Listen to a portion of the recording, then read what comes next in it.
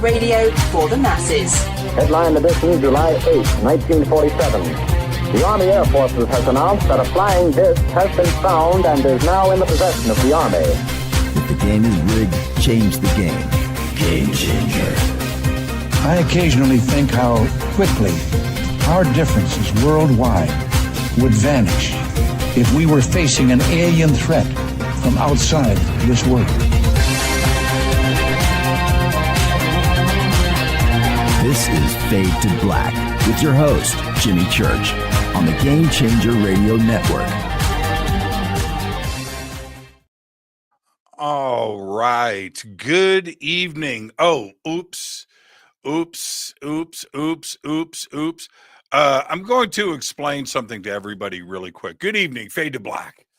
Today's Tuesday, January 28th, 2025. I'm your host, Jimmy Church. All right. Enough of that. Enough of the radio voice. Welcome. And I've got a new setup here in the studio. And I spent most of the weekend, and then not yesterday, we didn't go online, but today we did. And right now we are.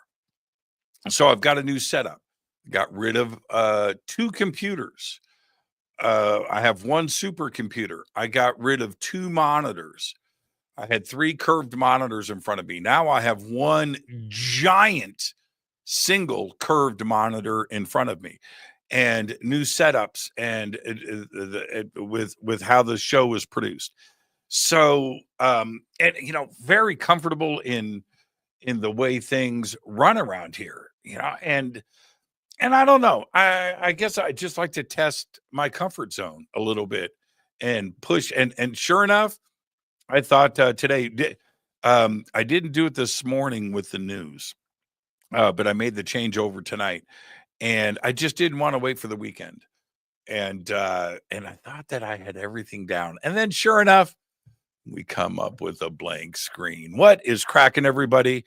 Very excited about the show tonight. And you can help support everything that we do around here. Just get yourself a Fade to Black t-shirt. Simple to do.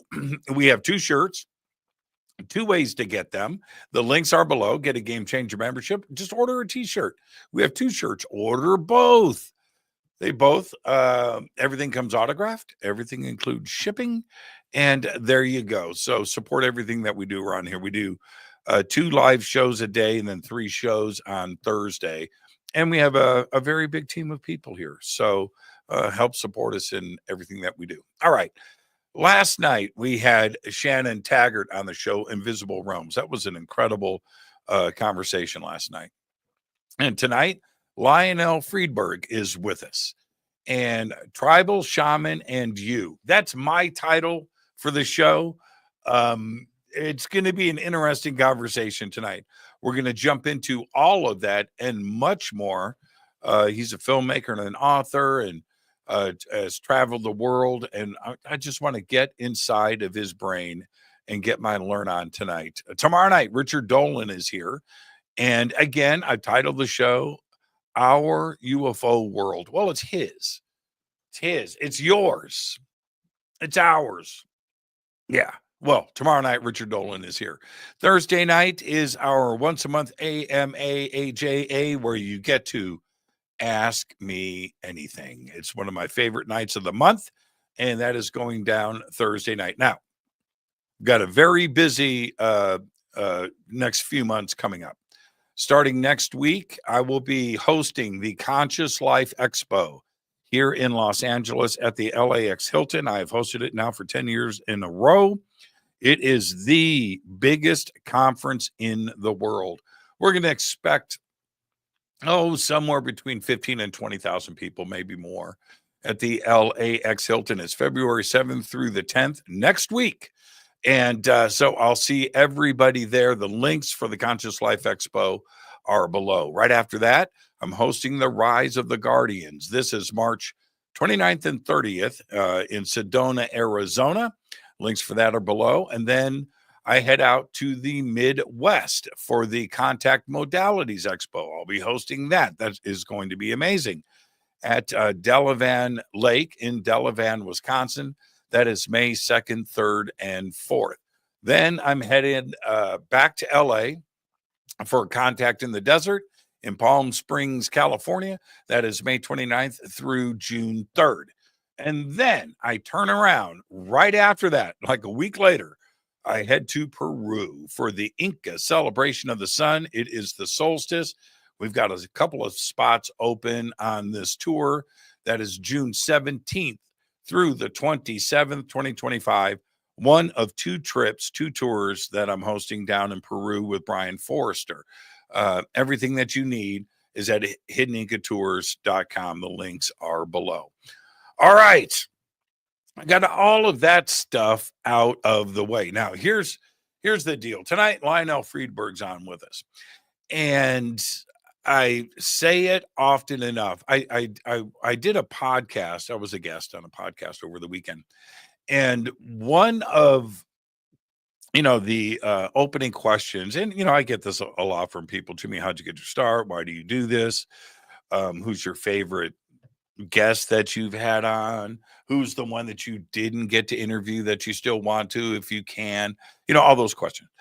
And my answer to that is, imagine if you went to college for 12 years.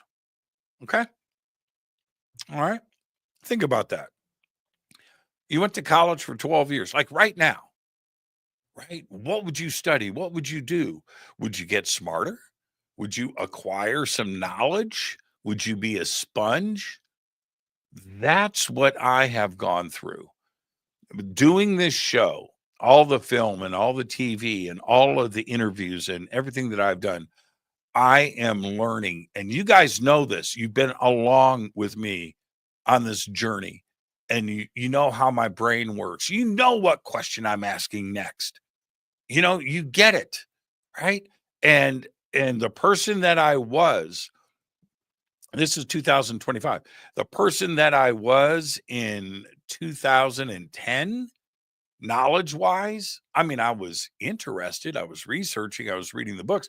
But when you pack that many shows in and you have guests on like Lionel Friedberg every single night of the week, where I am able to just disconnect and have a conversation with these great researchers and people that have learned so much and that want to share it with me. That's why I do this show. All right. Lionel is an award-winning filmmaker, author. Tonight, we're going to be talking about his deeply personal memoir. It's called Forever in My Veins. All right. Now, we're going to talk about, he's from South Africa. That means exploring the continent of Africa. What does he learn from that? Who did he interact with?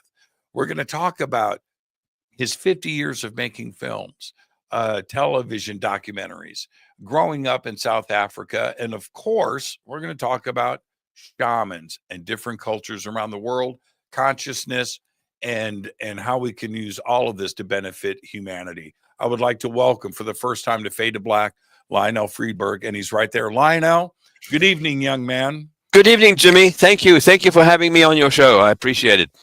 You are certainly the man about town. You know that, right? You know that. And here's I'm gonna start off with something that you're not going to expect, but a strange thing happened to me right before the fire started.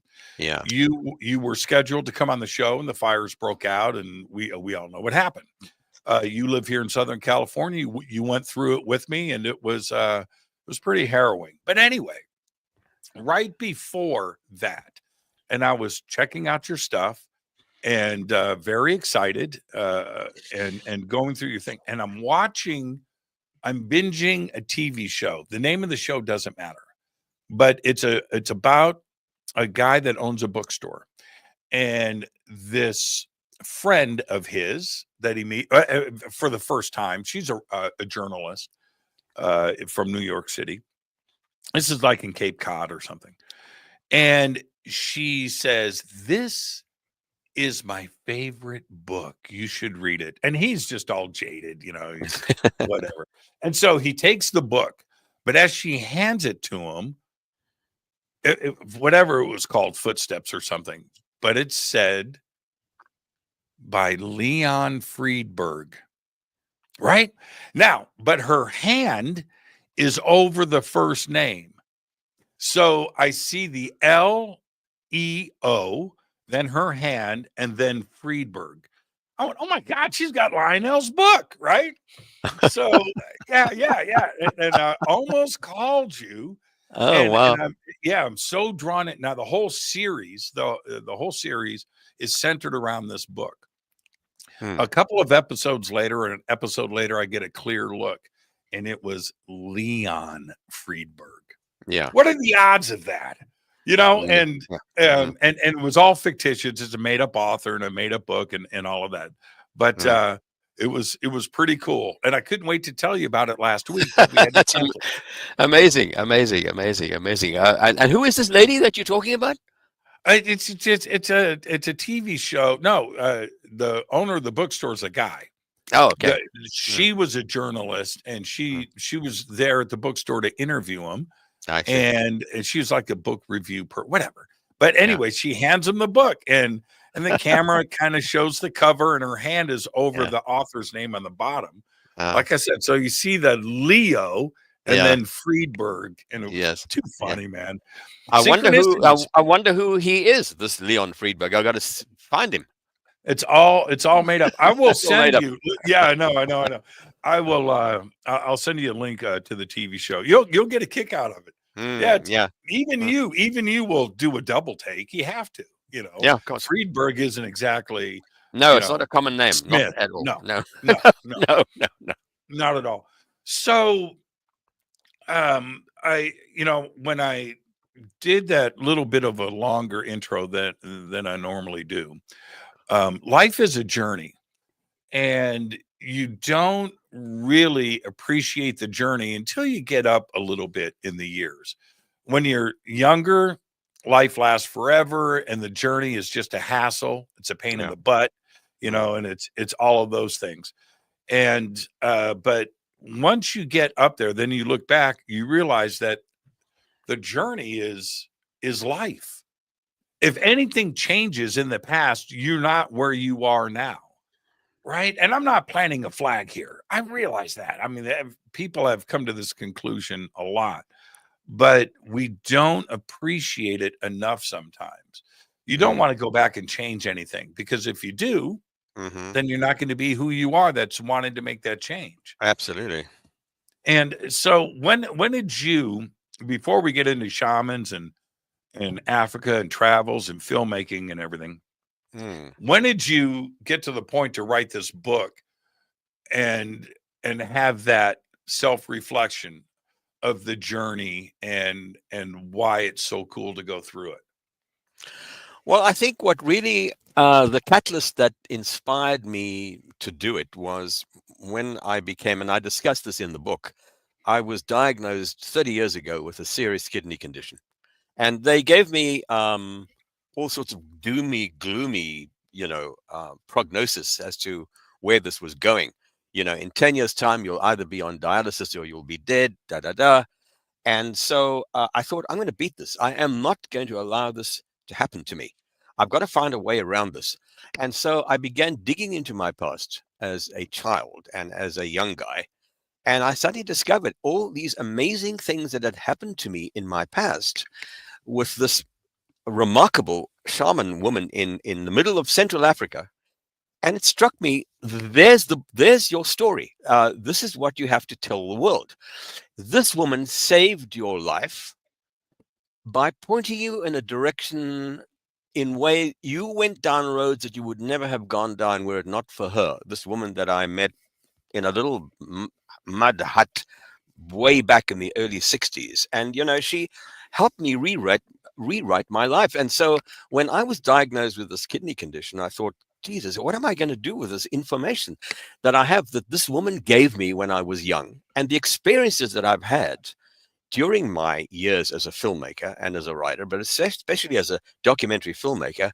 And so that's when I just decided to sit down and write this. I thought I have to share this with the world, because what that realization gave me was kind of like what you had.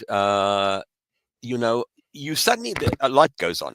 Ah, I get it. Oh, wow. Discovery is a good thing. The journey is amazing. And discovering new things all the time is absolutely fantastic. And you can do that every single day of your life. And as I've told all my kids, I said, you know, the most important thing for you guys, no matter what happens, you have to learn one new thing every day.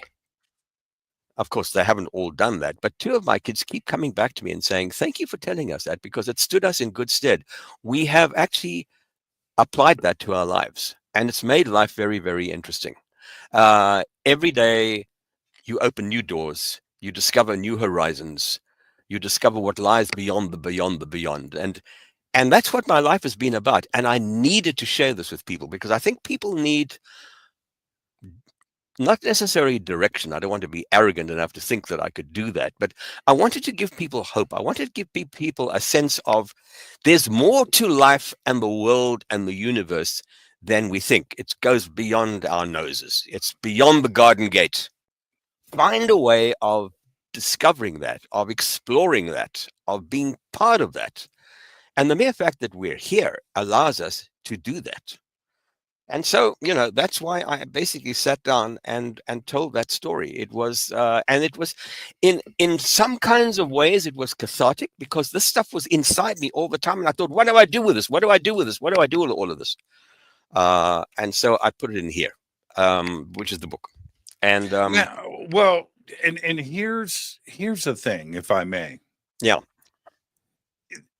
It is too easy to look back at bad moments and relive those bad moments, because when those bad things go down, whatever it is, you're kicked out of your house because you can't pay your rent because you lost your job, whatever it is, you know, no money for food, or whatever, your girlfriend, your husband leaves, whatever it is, right?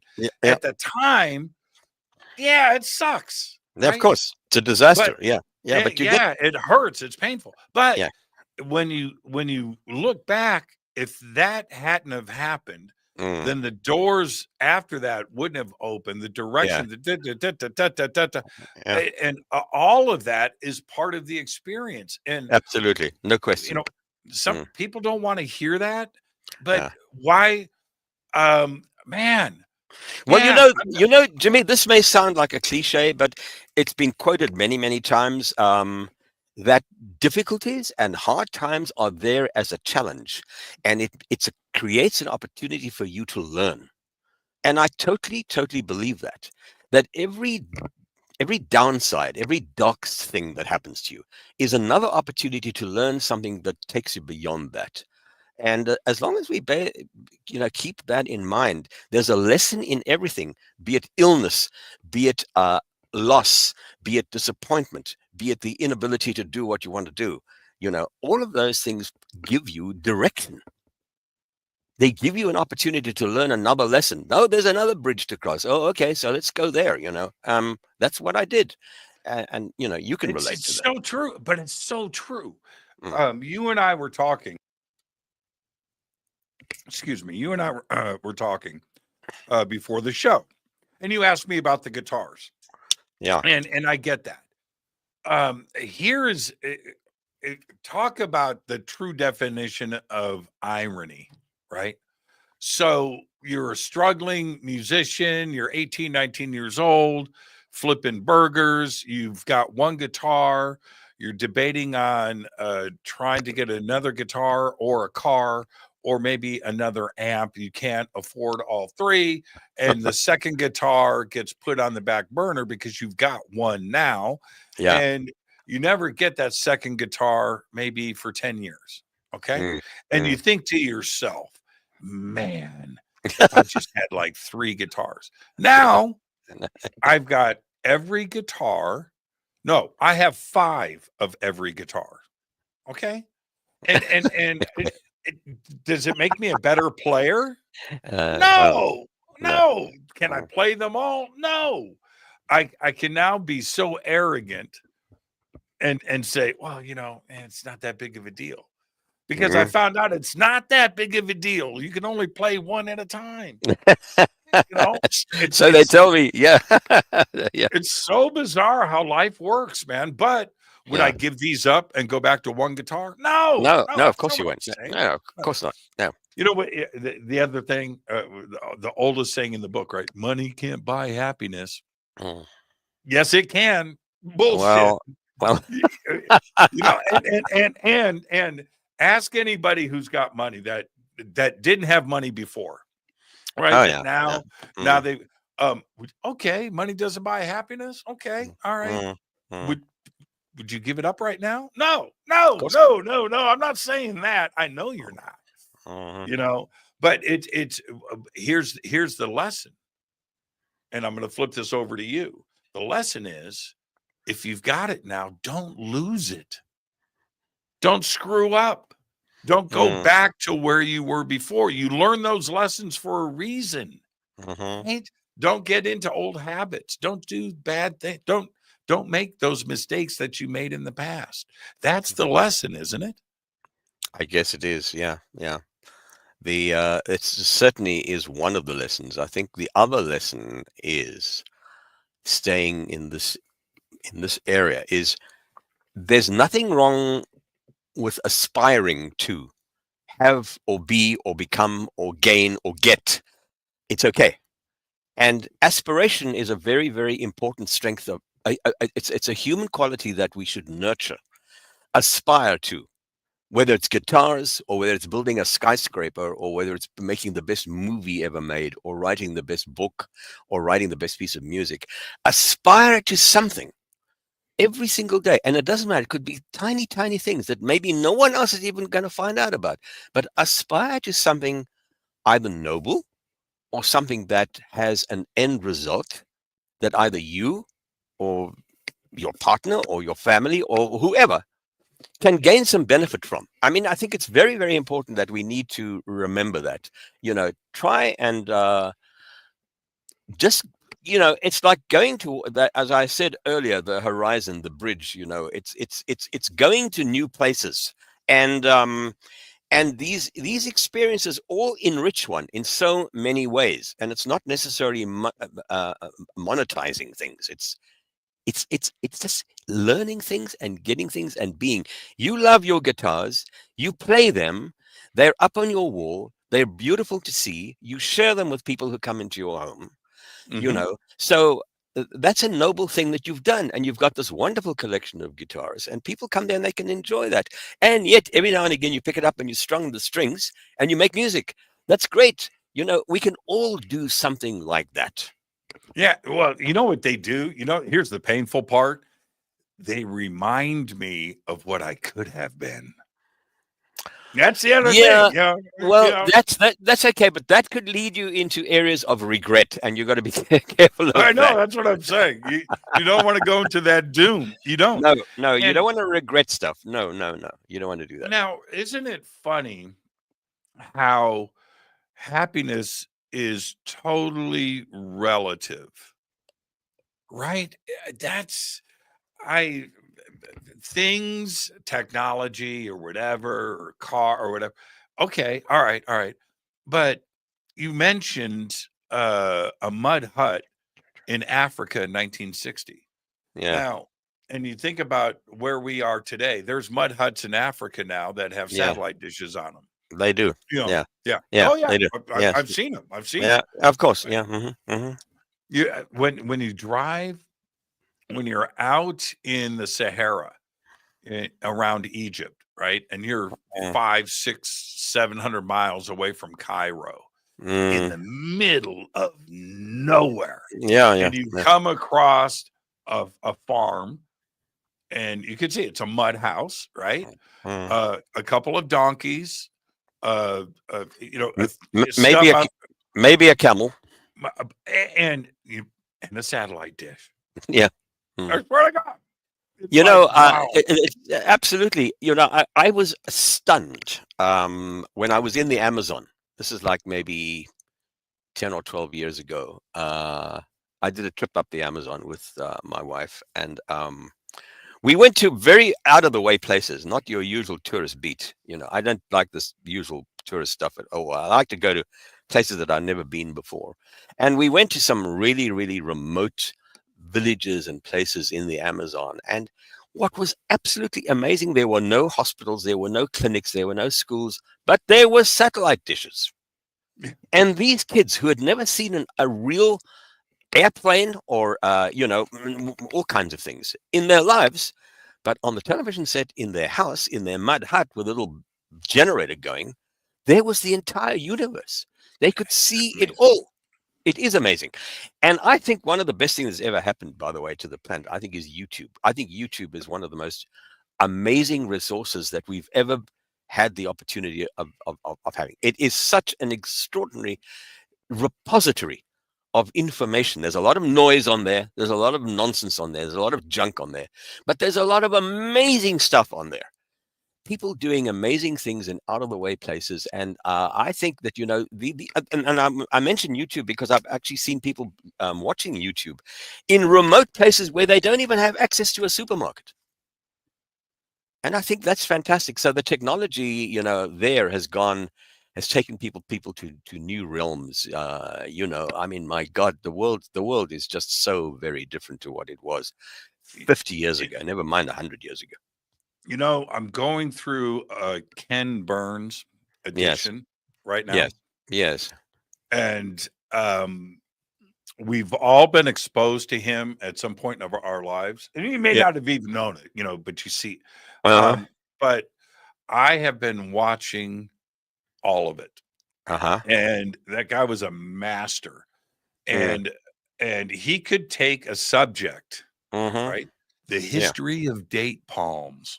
Yeah. Right. Whatever it is. Doesn't matter what it is. Yeah. And make it live, make it alive, and make it fascinating. 6 hours of date palms, Ken. Come on, bring it. I'm down. Well, I mean, everything that he did, baseball, the Civil War, all of that stuff. These are, could be dry, dull topics, but he's a wonderful filmmaker. Yeah, and his pacing is very, very good. It's not like that, like so many other things are. Da da da da da da da da da. He takes his time. He takes you through the subject. He takes you gently by the hand, and you go into this world, and you learn about the world, and he gives you the time to experience that world and to tremendous see research. Tremendous. Well, research. That of course. At a time when his newer stuff obviously was aided by technology and research. But back in the day when he was doing that stuff.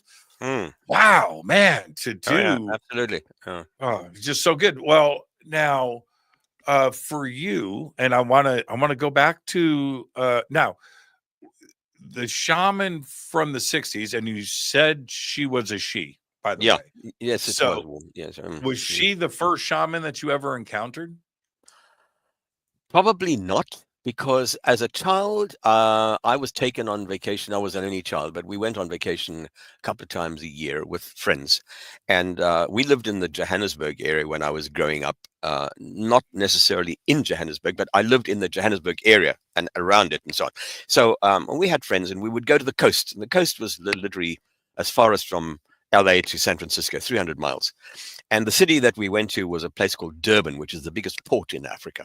And it's very tropical there. And so we went there lots and lots of times on vacation. And that's where the Zulu people live. And we often used to go to Zulu villages to go and see ethnic dancing and ethnic music. And I'm quite sure that on more than one of those occasions, I must have come across a shaman. Not that I understood it or realized it or recognized who he or she was, but I must have encountered one or two or three as a child. But, we all had servants in South Africa when I was growing up because apartheid was alive and well. And black people were exploited. And so every home had a black servant. And I'm not saying that in a disparaging way because it wasn't an ugly situation, or it's certainly nothing like the deep south. They weren't slaves. They were paid for what they did. They worked in our homes.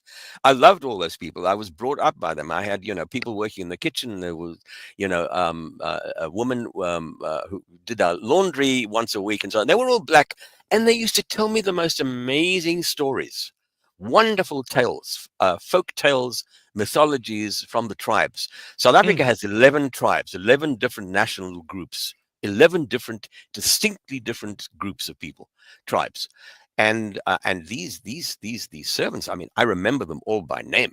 They would tell me these incredible stories of what their grandmothers told them, and about the demons that live in the dark at night. You got to be careful of this stuff. And they would scare the daylights out of me at times, but it was wonderful. Right. And it opened my mind. So when I met this woman, I kind of knew who and what she was, but my goodness, when she started giving me these messages, which is what you're referring to, after she threw the bones, which is the way she told the future, I mean, you've heard, everyone, I think most people who are watching the show have probably heard about the fact that witch doctors throw bones, and then they read the bones. Well, that's exactly what she did. How old were you? How old was I? I was probably 20. I had finished school. I finished school in South Africa when I was pretty young. So I didn't go to college or university. I went to my folks moved to Central Africa, and I moved with them. I went with them, and I got a job at the very first television station in Central Africa. And this was during colonial days. This is where the country that I'm talking about now in Central Africa, the country today is called Zambia. Those days it was called Northern Rhodesia. It was a British territory. Right. And Britain basically ran it. And it was only in the 60s, after Britain started giving up all its foreign territories and its colonies, that this happened to this country where I was. Britain gave Northern Rhodesia its independence, and Northern Rhodesia then became the independent black controlled Republic of Zambia, which was fine and dandy. Everything was great. We expected that. It was the way to go. The problem was, the television station was nationalized by the new government. And as soon as that happened, everybody who was white on staff was given a pink slip. Where to leave, where to get out of there.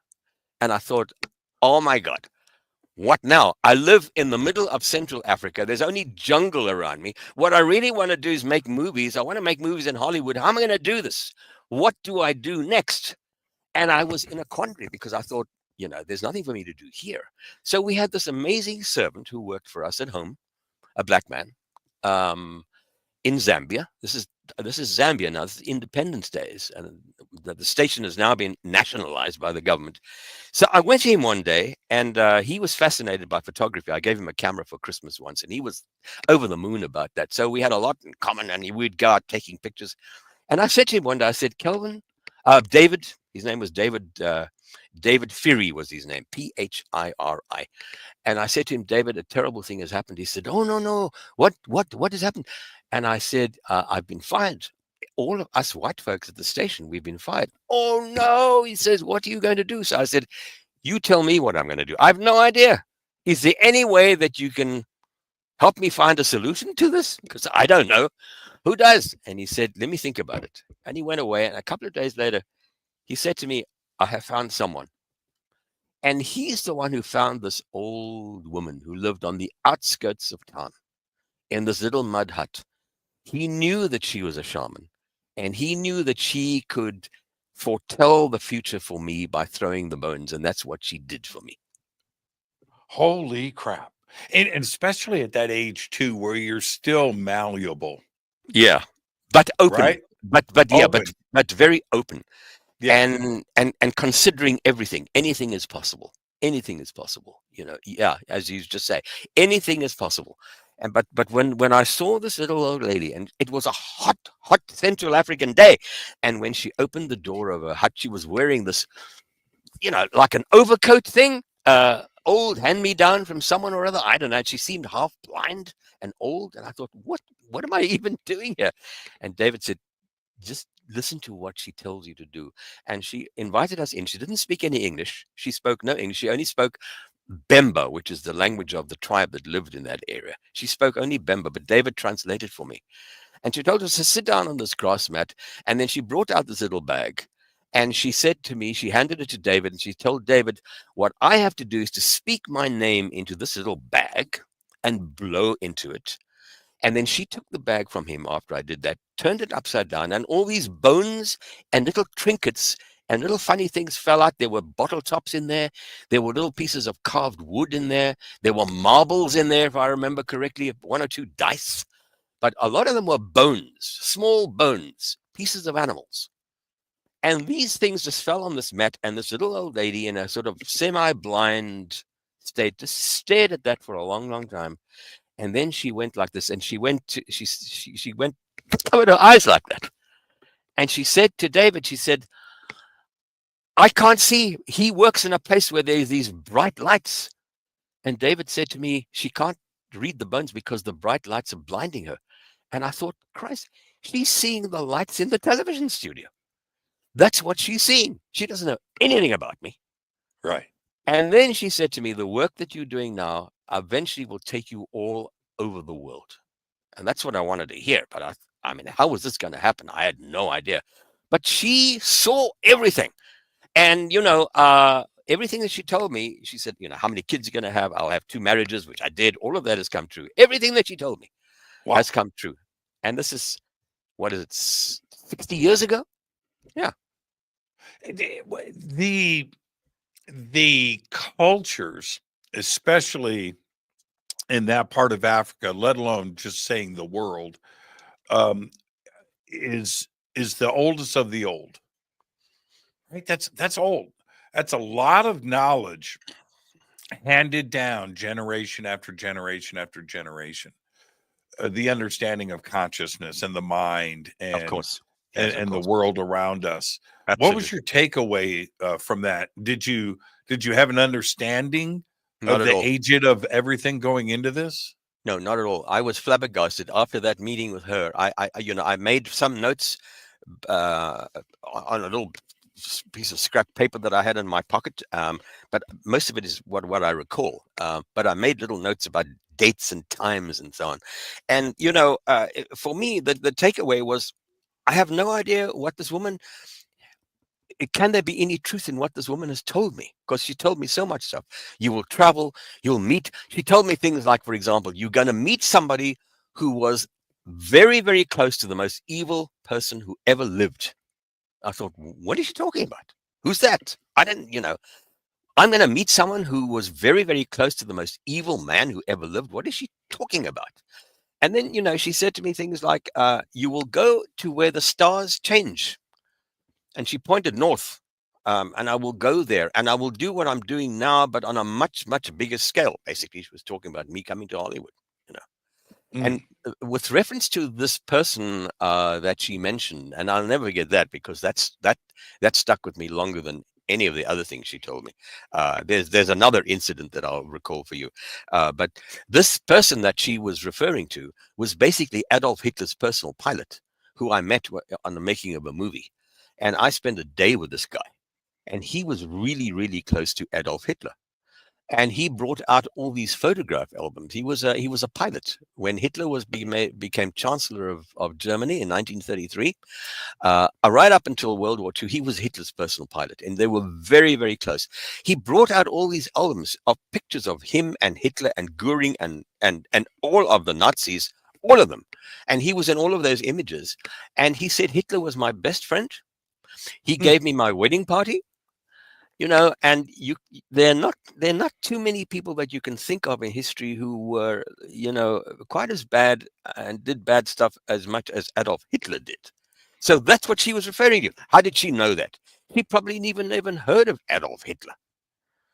Now, do you think that the talent is in reading the bones, or the bones are just a medium, a go-between Yeah, She could read it from a glass of water. absolutely. And I'll tell you something. I have a friend Well, who's what a do you s- think it is? You I, just I- think it's just a talent? I'm gonna tell you. I have a friend now who's a surgeon in Santa Barbara, who is a surgeon during the day, but he learned to become an African shaman. He went back to Africa to study this, and I went with him and I made a documentary about that process. And so we went into great detail about all of this. The bones are not, you know, the paradigm according to this, it is explained to me, is that the shaman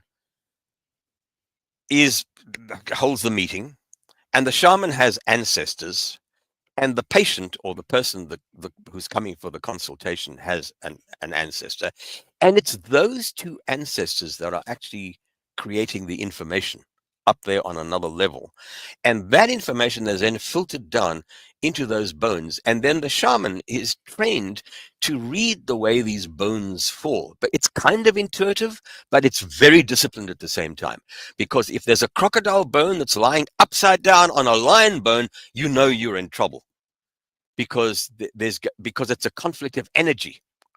And if you come across a bone, for example, of a zebra, and it falls in a certain manner, zebra is a docile animal, very little animosity.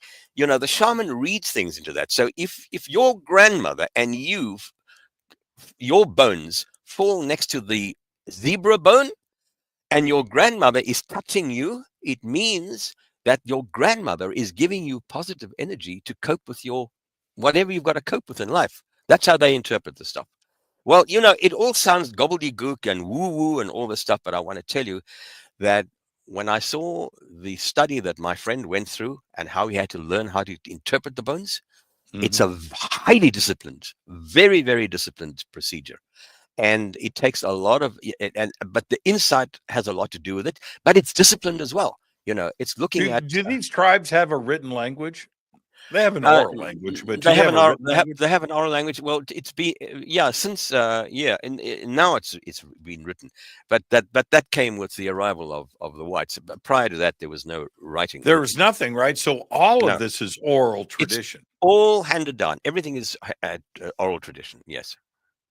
I down in Peru, I have a shaman that his name is Wilco, by the way, and he's just amazing. And now same situation. So when you jump into Inca and pre-Inca, right, the megalithic era of Peru, which is really, really old. It's old, so it's tens of thousands of years old. Absolutely. Yes. The knowledge that Wilco shares, and he speaks the ancient language, and his wisdom and how he described, and it's not limitless, but it seems that those oral traditions, because they're compounded, right? Yeah. All the experience, right? So yeah. You're handing down more knowledge each time. You're handing down the previous knowledge and then the new stuff, right? Okay. So anyway, what is most impressive about him and knowing that is back then, when you go to 2000 BC in the highlands of Peru, 12,000, there's no trees, right? There's no paper. There's no written language. There's there's nothing. All of this is oral tradition. It's one of the most fascinating things. Oh yeah, Well, that's what you have in Africa. The same thing. Yeah, absolutely. By the way, can I ask you a personal question? When you went to see the shaman of yours, when you had a consultation, did you take any medication with that? Did he give you any ayahuasca, or was that a straight reading? Man, why does everybody ask me the same question? Because it's very relevant. Because it is, and it's so relevant. The short answer is no. Okay. No. Could I? Yes, probably. Yeah. Was I there for that? No, I'm leading a tour group and we're Okay. visiting ancient sites and Okay. Okay. Yeah. I don't have time for, but I did do other ceremonies, Mm. different tobacco ceremonies and different Yeah. different things at different ancient sites. So, and also, okay, I'll say this, and I don't know really what was going on. It's none of my business, really. It's called trust. You're putting yourself, you're opening yourself up to the shaman, Yeah. and let's do these ancient ceremonies. I don't know what the chemistry is. I don't know what's going on. Anyway, we're at this ancient cave deep in the Andes, and it's megalithic, and it's just a tremendous place. But anyway, so we're up there, and he's got these excuse me,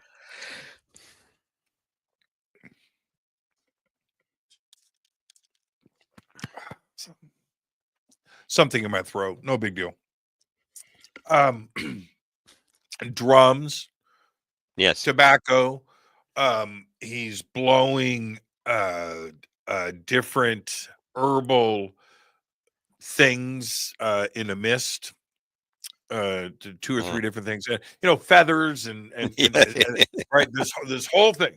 Yeah. So anyway, and Yeah. he's singing this song, and this whole process probably took maybe 30 minutes, 15 to 30 minutes. But during the song, when he's playing the drum and singing, my eyes are closed and I'm sitting, and I went there.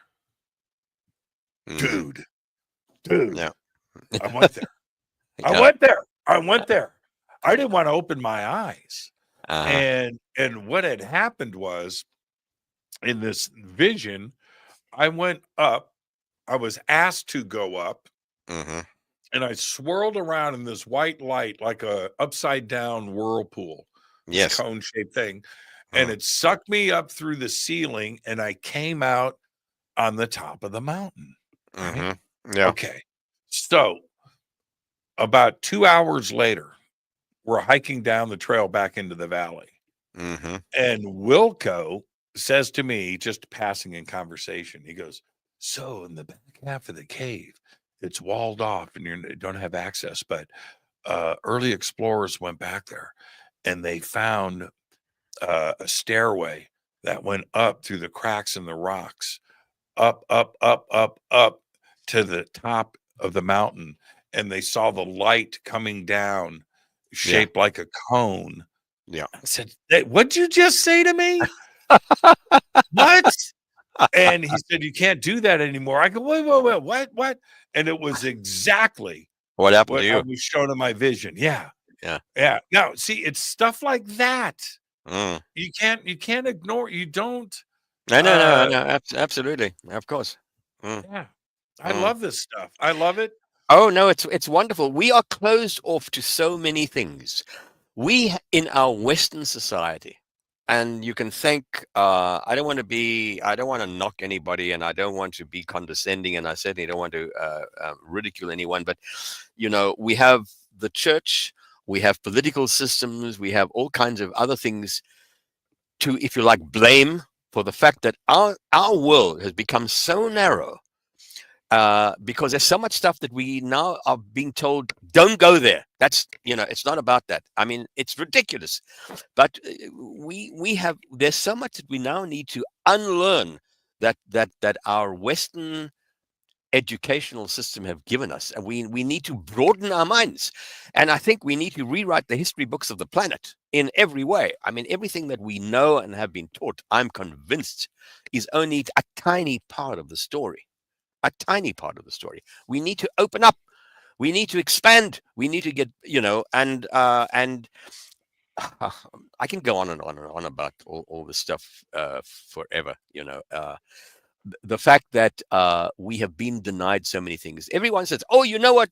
I'm psychic." We are all psychic. We just have been taught not to use it anymore. I knew that, Auntie Maud was going to call me today at 5 o'clock and tell me that Uncle Bob had died. How did I know that? Because we're all psychic, I mean, that kind of thing. So, but we've been unlearned. All of that has been taken away from us by the church, by education, by values that have been instilled in the Western society. And, you go to places like, you talk about Peru, I can talk about Africa. You can go to places where you have a single solitary guy, and certainly India, a single solitary guy living under a palm tree is probably wiser in many ways if he's contemplated enough on the right stuff than if you have 10 PhDs. It's not about that. It's opening your mind and opening your mind to all kinds of possibilities. And if you do come across a teacher, recognize that teacher and follow that person. And that person could be a dishwasher, doesn't have to be some professor or other. We have to be way more open, accommodating, and wider in our visions, I think. Anyway. Is gentrifying Africa wrong? No, it's inevitable that would happen. Listen, Africa, what do the people do? They're all watching Netflix, right? Everybody's watching, everything that we're watching here. So they want the same as we have here. And so, excuse me, the problem was, when the European powers gave up their colonies in Africa, they thought, okay, we've ruled you long enough. We've exploited your country. We've taken your minerals. We've taken your people to some extent. Now it's yours. You can have it. You can have your own flag. You can have your own national anthem. You can have your own president. Goodbye. Good luck to you. Thanks very much for being a colony. We've had our, we've exploited you enough. You're on your own now. But what they did was they thought that the Western system of government is the one that should replace them. And that was the wrong thing to do. Because look what happened in the Congo in 1960. I'm sure most people who are listening to your show are too young to recall that. But the minute the Belgians were one of the first groups of people in Europe to give up their colonies in Africa. And the Belgian Congo was enormous. The Republic of the Congo, should I say today. It's enormous. And the Belgians gave it up. And what they did was they thought, we will give the Western system of government to these people and everything will be fine and dandy. Well, it turned into a catastrophe. You have people vying for power. You have opposing forces coming along, trying to exploit the system. You can't export democracy. No, and still 60 years later, and it's still, the smoke hasn't cleared. Not at all. And it's not going to clear for a long, long time. But, it's happening in many other parts of the world as well. Yeah, but do you really want to see... Okay, I can only imagine. This is like my Pandora's box, right? So I head out, I go on a safari in the Serengeti, and I wake up in the morning and they're making breakfast, and I come out of my tent and somebody comes up and hands me a Starbucks. And I'm like, where'd you get this? There's a Starbucks out there. Of course. Next to in between the giraffes and the elephants. Exactly. That's what I don't want. But that's what the world has become. Go anywhere. And you have that even in Myanmar, Burma. You have that in Vietnam. You have it everywhere. Where did you get your Starbucks? Down the road. Yeah. Yeah, it's crazy. You can go pretty much. I don't know if this is 100% true. Okay, we know we can take North Korea out of the mix, but pretty much you can go to any capital city of any country in the world. There's a Starbucks. Absolutely, there's a Starbucks, and invariably there's a McDonald's as well. Well, look at Giza. One of the things that messed with me a lot, but this happens everywhere. But at the pause of the Sphinx, in Giza. If you stand and you look down, you're looking east, and you look east into Cairo, you can see next door to each other is a Pizza Hut and a Kentucky Fried Chicken. Absolutely, right there. It's like right in front of you. Oh yeah, and you go to Luxor. Doesn't matter where you are. No, I Luxor. There's everything that you can think of. Yeah. American Oh, fast food wise around those columns. everywhere. You know, we were in we were in we did a trip to the Baltic countries, and we went to we stopped for a day in Hamburg on our way to on our way to Helsinki, I think it was, or maybe it was Russia, maybe it was anyway, I don't remember, but we stopped for a day, and so we took a guided tour, and we took out of Hamburg to a little town called Lübeck, which used to be a capital of the salt industry during the Habsburg Empire. And the guide was a German guy, and as we got out of the bus, and it was a small town, and he said, and everybody on the bus who came from the ship, they were all Americans. I think there were a couple of Brits were there as well. But anyway, and this guy says in his very German accent, he says, "Yeah, so you have now 1 hour, and in 1 hour we meet there at the American Embassy." And he points to the corner, and it's a McDonald's. Called it the American Embassy, you know, and everyone, no one even, because that's how it is. You know, and it's the opposite. I just went to Alaska a couple months ago. Yeah. And so I forget what city we were in, but all of the cities that I went to in the towns, all of them took pride in saying these words over and over again. We have no chain stores and no chain restaurants. No chain stores, no chain restaurants. And this one tour guide, I think this was in Juneau. Yeah. It could have been Juneau.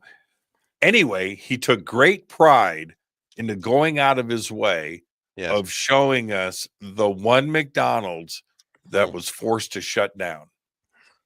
And it's sitting there. It's boarded up. Yeah. But why no did business. Why did they shut it business. down? Why? No business. But why? Nobody wanted it. Oh. Yeah. Okay. Yeah. It couldn't stay open. And I'm telling you, great pride, man. It was a badge. They wore this thing, man. Wore this thing. So why back to shamans and the oral traditions, before we'll set this up for the break for when we return. What is causing the amnesia in modern humans? Because if we go back, and the further we go back, the more right, the more we knew, and as every day moves forward, we remember less and less, or we don't care to remember or care to learn. What is it that causes that amnesia? I wish I knew. The person who really is very good at answering this question is Graham Hancock. I'm sure you're familiar with Graham Hancock. He speaks about this in great length, that we as a society are suffering from mass amnesia. We really have to rewrite our history books completely, and I totally agree with him. And I think, again, it's to do with the influence of the church and local governments, local kings. Before, going back a few centuries, all of these institutions came in and basically said, we're in charge. You listen to us. You do what we tell you to do, and forget about all that other stuff. And you just toe the line as we give it to you, and you'll be fine and dandy, and everything will be well. And I think that's part of the reason why we've had so much of who we were eroded away, taken away from us. Man, that's fascinating. My daughters are now young women, 30 years old. But when they were still in school, going through junior high and high school, I'll never forget this. So the two of them, they're the same age. And so they were telling me that they no longer are learning how to write. I know, it's unbelievable. I couldn't believe it. This is okay. So this is 15 years ago. Right. Yeah. And I'm like, what? And I'm ready, man. I'm ready. PTA meeting. I'm going to go storm the school and change the curriculum and everything. No. And so today it was announced by the American Historical Society, who has got I have millions of pages of documents on the history of the United States, written in cursive. And no one can read it. Nobody can read it. Yeah. And so they want translators to come in and read the text. And by the way, no application process. Yeah. You don't even have to apply. You'd have to You apply. only have to read. Yeah. And they were very, very loud about that. No stress, man. Just come on in. No application, no approval. Can you read? Oh, You got the man. gig, right? So anyway, but Mm. here's the thing. Here we trip out on how ancient Egypt forgot how to read their own language, hieroglyphs, right? They forgot. Not until the Rosetta Stone almost 2,000 years later did we figure that out, right? Yes. The Mayan codexes, right? Yeah. Sumerian text to read cuneiform. Yes. Right? You know how many people in the world read cuneiform? Maybe 10 people. Maybe 10. Mm. Maybe. Mm. Yeah. That's it, right? Yeah. So, and all of that has been decoded. It's not like there was a school for Sumerian text and tablet reading. No. Yeah. No. Well, and we ask ourselves, how can a culture do that? Well, we are doing it right now. Oh, yeah. Absolutely. Our own history, modern history, stuff that was written 20 years ago, right?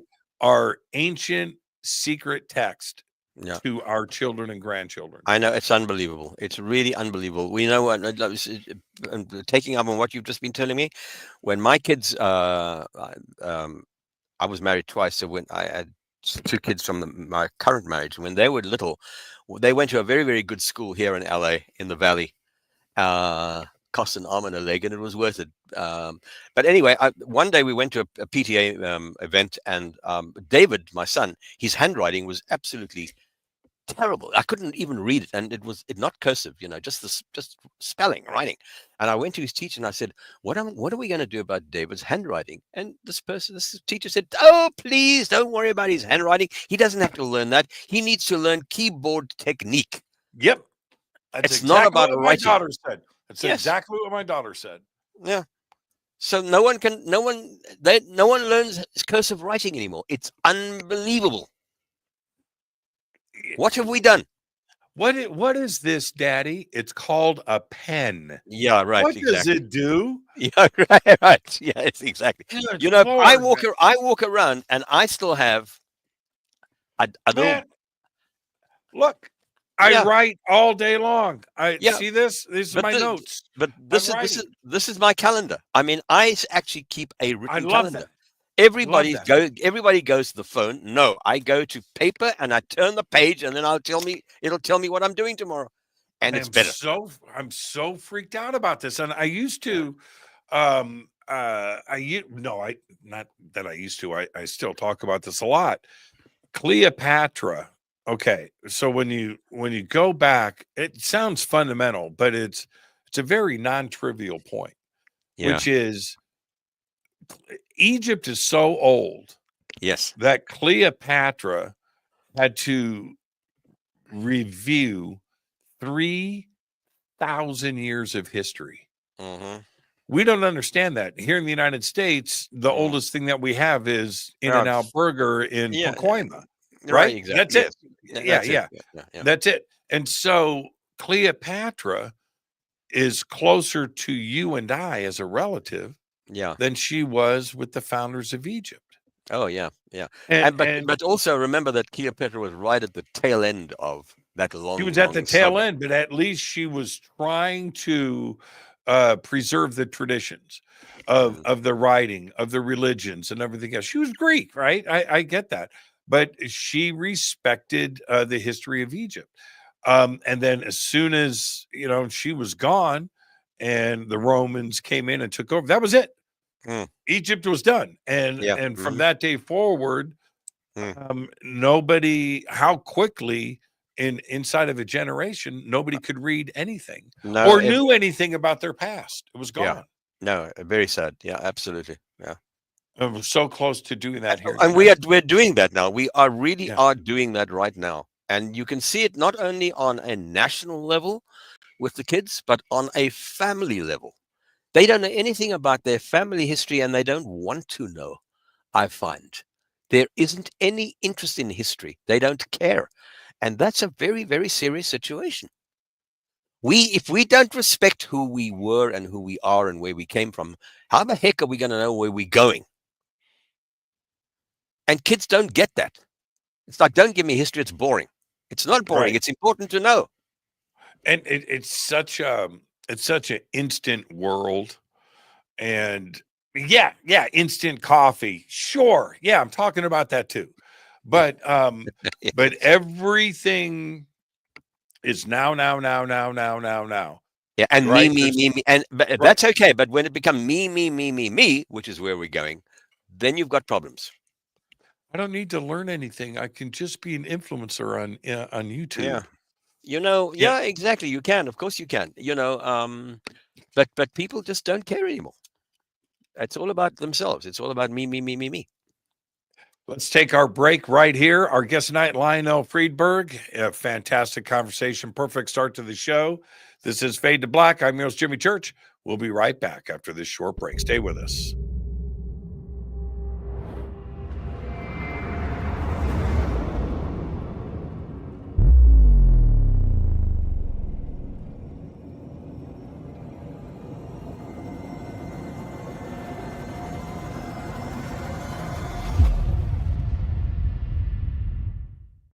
Subscribe to our YouTube channel to get your alerts and access to over 2,000 videos. Click that subscribe button right now. Go to jimmychurchradio.com and get the Fade to Black official podcast. 2,000 episodes, all of them commercial free for just $2 a month.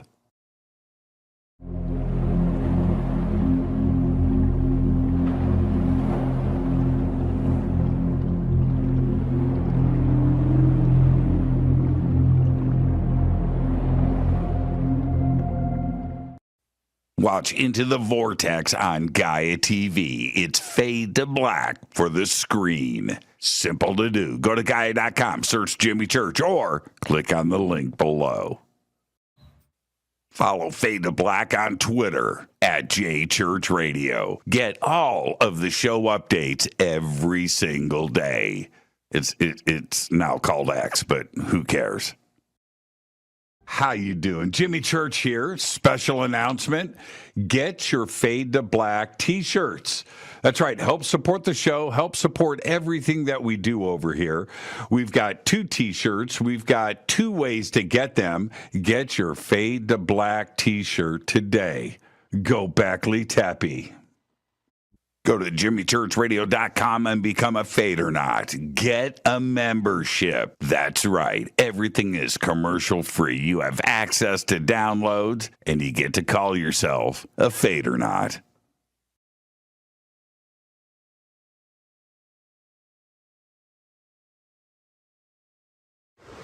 Today we're headed to Bolivia, Tiwanaku, Peru, and of course, Bumapunku. Brian, exciting. Thank you so much for everything, my friend. Always an honor. Right behind us is the sacred river of the Inca that goes past Machu Picchu. So we're going to be driving up to its source at 15,000 feet above sea level and then down to Lake Titicaca. So today we hit 15,000 feet. Yes. Crazy. And you can do it with us. All you have to do is go to hiddenincatours.com. Simple. We've got 2 tours coming up next year, one in June for the summer solstice, right? And then another one right here in November. So hiddenincatours.com. Come and hang out with Brian and I and his amazing team. Right on.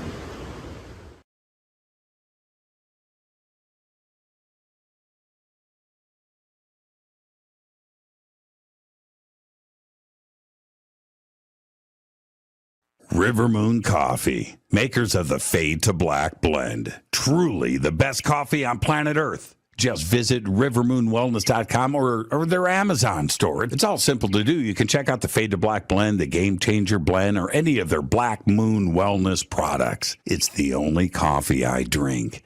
It is the best, and it's Doc. Again, rivermoonwellness.com.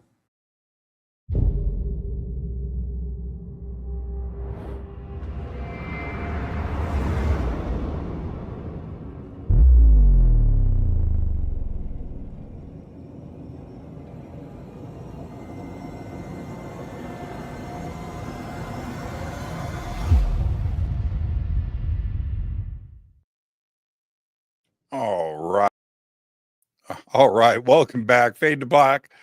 I am your host, Jimmy Church. I got a new system here. I'll work through it. Our guest tonight, Lionel Friedberg. I said, man of the world.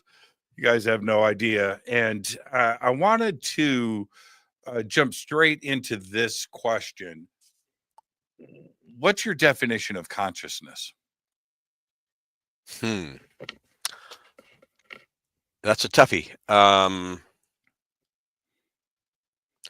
Awareness is the first word that comes to mind, but it is a sense of self and a sense of beyond the self. It has think of it as a pebble dropping in a pond. All those little ripples going out, But think of it in the reverse.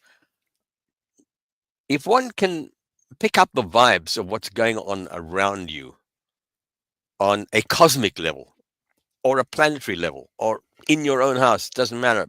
You can expand this to beyond the beyond, and you're aware of those things. I think that creates what we may refer to as consciousness. It's knowing and it's feeling, and feeling is so important. And I find that there's an erosion of anything that tends to inspire positive feeling. You find that less and less. I mean, the amount of content, as it's called today, content used to be called production. Now it's all content. On whether it's on one of the streaming services or whatever else, I think that it's a need to know, and once you express that and gone for that, make something of it and elevate your awareness level. Perhaps that's what consciousness is. I don't know. I'd love to hear a good definition of consciousness. I asked that question of nearly every guest, and I get depends on the background and so forth. It's a question that everybody struggles with, and the other part of it is, I think for me, is that we are all aware of it, but where does it come from? Where does it originate? Or is it infinite and has it always been here? It's probably always, I mean, the ability to generate consciousness has always been here. I mean, there's no question of that. What is the source? What is the source? Gosh, I don't know. I don't know. I know, right? No. Does it exist of the physical, or is it non-physical? It's absolutely non-physical.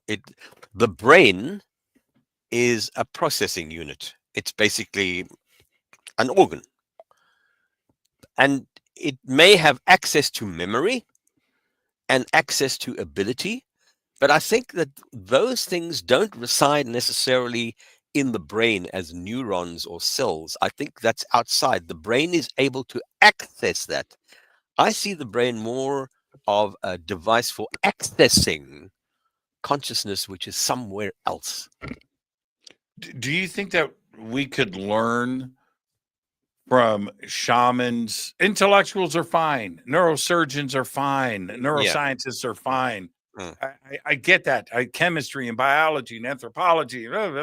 Yes, I get that. I understand it. It's important. But couldn't we learn more about consciousness from a shaman? No from question a about Buddhist monk, a Tibetan monk? Absolutely. As I said to you earlier, some of the, the analogy I used was that, some guy sitting under a palm tree somewhere who, knows more than a PhD from Harvard. And I really do believe that is the case. I have met some of the wisest, and being intelligent and intellect and wisdom are very different things. But some of the greatest pearls of wisdom that I have received from people are basically guys who live, or women who live, in the middle of nowhere, under a palm tree, in a mud hut. They've never been to university. They can't even read or write. But wisdom is a different story to intellect or education. There's a lovely line in, I think it's A Man for All Seasons, the movie and the play by Robert Bolt, where the king comes to the this particular individual and wants to marry his daughter, and the guy says to the king, he says, "What are you wasting your time for? Why are you pursuing my daughter? She's too full of education. You're wasting your time." He says to basically to the king, he said, "Don't she's got too much education. That's going to get in the way." And I often find that the case. The more education does not make you a wise individual. It might give you some good, but Well, yeah. Look, it goes without saying, right? If I've got some serious medical issues, I want whoever is giving me the diagnosis to have some pretty severe training, right? I have no issues with that version of education, right? Yeah. But and that's when it's important. But you're absolutely right with that. I cannot help myself but to stop and think about where we are. Okay, here's an example, and then I'll throw this into a question. I used to have a great fear of AI. Yeah. And the fear of AI was coming to me from educated people that understood computers and computer science. And we're throwing these, this fear out there. And I was soaking it up. Yeah. And what if, right? What if? We've all seen 2001: A Space Odyssey, right? Of course. And, sorry, Dave, I can't do that. Yeah, of course. Yeah. Right. Okay. So I used to have that fear. I don't have that fear about AI anymore. And the reason for that is AI will never have the consciousness side of experience. Okay? Mm. An example. You like the color red. AI can learn everything about you, and part of the thing about you is you like the color red. Right. Okay? All right. And so that can show up in your AI bio. Yes. Story. Yeah. But why do you like the color red? that comes from experience. Right? Well, who knows? Your childhood, or what's it could be. It could be karmic. It could be from a previous life. And you can't. AI will never have that. No, of course it So, will. could AI become sentient? Well, it probably can. It probably an can. artificial sentience, but it won't have the sentience of growing up in youth and smelling or feeling and seeing and experiencing the things that you do throughout life that determine who you are. Yeah. No. Well, I mean, I think the word you're looking for is heart. It doesn't have heart. And until you have heart and you have empathy, it doesn't matter how vast your database is and how your computing and processing power is. If you don't have empathy and heart, that information that you can offer the world is worthless. That's it. That's it. That's it. That's it. Man, that was well done. You put that in one sentence. Yeah, but it's true. That's it. You need heart and you need empathy, and unless you have that to couple with all your other stuff, you have nothing. You need that. Yeah, that's right. And empathy, again, comes through experience. Okay, it largely, yeah, but it can also be taught. Yeah, it can be taught as well. It might to some degree. It can get slapped into you, probably. Well, right, exactly. Yeah. I've been on the receiving end of some empathy stick throughout my childhood, but that's so true. And you might be able to write some of that into code, but where it comes from and the feeling that you get from it, no, a computer will never experience that. No, of course not. A tingling sensation through your body when empathy takes over. No. But you see, but this was the genius of of Stanley Kubrick. You talked about 2001: A Space Odyssey.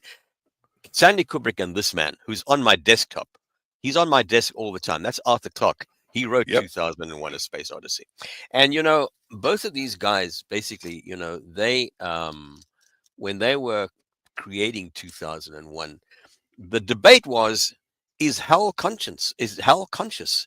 Does hell have a consciousness of his own? And neither of those two guys knew the answer to that. No, they didn't. They didn't. They didn't. But hell was exhibiting traits and characteristics that seemed to indicate that he had consciousness, because when he said to Dave, when Dave is unplugging his brain and all the little nodules are slowly gliding out, and Dave and hell says to Dave, "Stop, Dave, stop.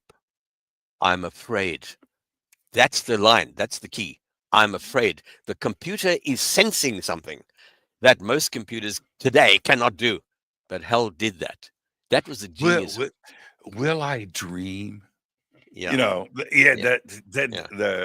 To have a computer say something like that. And you're right. And by the way, the audience definitely just smiled. I talk about Arthur C. Clarke and Kubrick in 2001 a lot on this show. Yeah. And I've read a lot of Arthur C. Clarke. Yes. When I say a lot, it's like an insane amount of stuff. As a matter of fact, I'm in the middle of 1,000 short stories. Oh yeah, You're talking about this book here. It's right here. Yeah, absolutely. Yeah, so good, man. This is the one. Yeah. Yeah. I'm in the middle of that right now, and my second breeze through that. I've read Rama, The Garden of Rama. Right? Right. I've read all of them in order, probably 10 times. All right. Okay. Yeah. Let me introduce you to one other thing, and I'm sorry to interrupt you, but Arthur C. Clarke certainly is for me, his towering strength is 2001. But I have other sci-fi writers that I love. But do you ever read Isaac Asimov? Yep. So there's a short story by Isaac Asimov that I think is the most brilliant short story ever written. And I keep telling people about it. It's like a 10-minute read. It's maybe 30 pages long. And it's called it's either called The Last Question or The Final Question. And it pertains to what we're talking about now. Can computers develop consciousness? And that's what that short story is about. The last question. Yeah, read that. But promise me one thing. You'll read it all the way to the end, but do not read the last line until you've read what precedes it. You've got to hold off. Don't peek at the ending, because it'll destroy it. I'll do it tonight after the show. Written in 1956. Yeah, amazing. It's an amazing story. It's an amazing tale. It basically. Have you read? It's also a movie now. First and Last Men. Yeah, sure. I read that as a kid, absolutely. By Olive Stapleton. Stapleton is him. Yeah. Oh no, it's amazing. What a monumental, epic work. It's fabulous. and think about when that was written too. Yeah. Oh yeah. Started in the 30s. Yeah. Amazing. Yes. Yeah. Wow, man. Tremendous work. Well, now, which takes me to how. No, I'm sorry. Why is it that we have to step into darkness and go up to the edge of the cliff and almost lose it all to learn a lesson? Yeah. You almost died twice at sea. Oh, that's exactly what I'm talking about. Why do we need to do that? Yeah.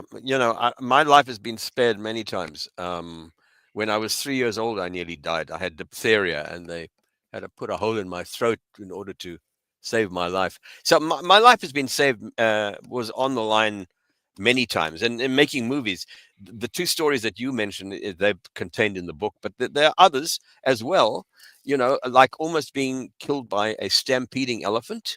I came that close to being killed by a mother elephant who was trying to protect her baby from hunters. And it's in the book. And by the way, that's one of the stories that woman that I met, the shaman, she told me that this incident was going to happen.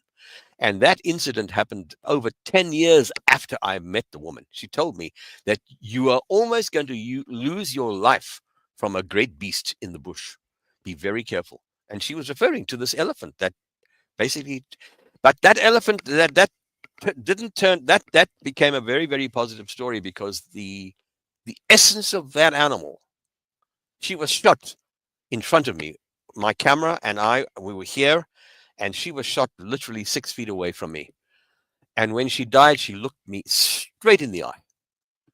And I have had that elephant spirit with me ever since that day. That's been like 50 years ago.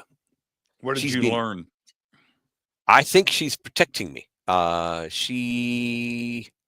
She's around me all the time, and it's been seen by lots of shamans. They say, "Oh, what is this elephant that's around you?" I said, "Yeah, no, she's just leave her alone. She's there. She's taking care of me."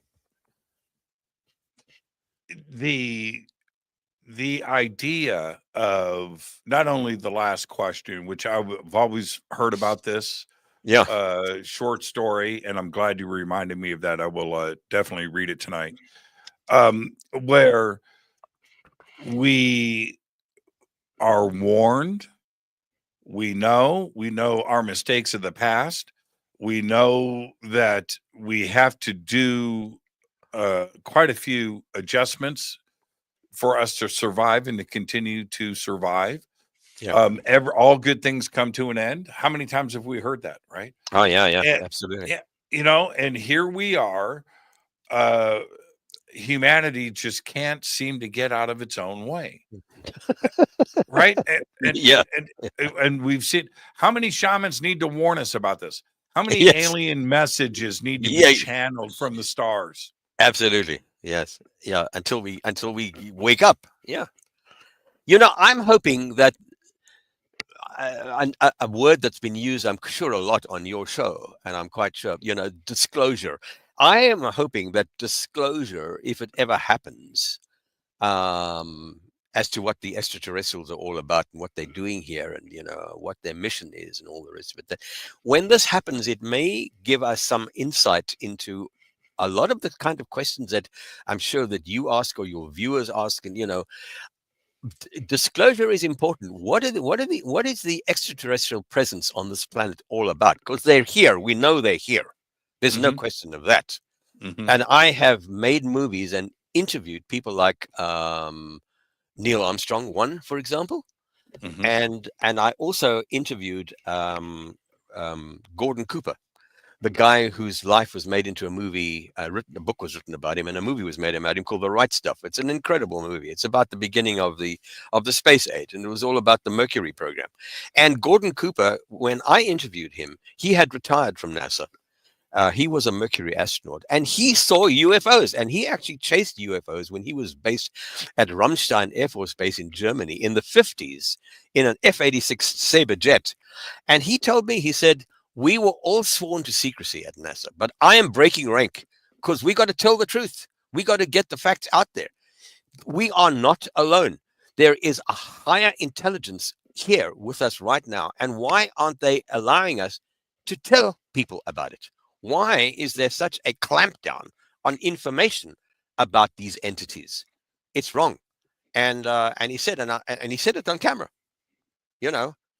All the other he had experiences right here at Edwards Air Force Base. He did. He absolutely did. He did. Right down the street.